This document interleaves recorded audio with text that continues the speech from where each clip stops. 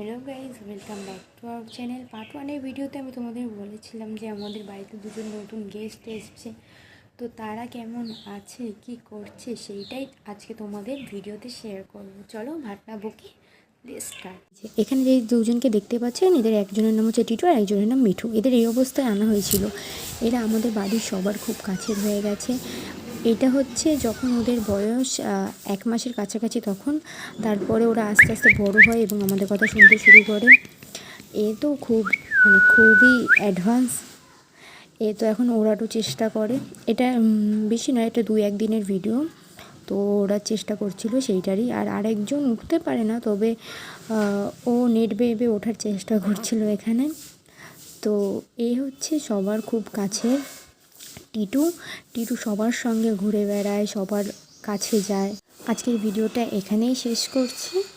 Tata, দেখা হবে next.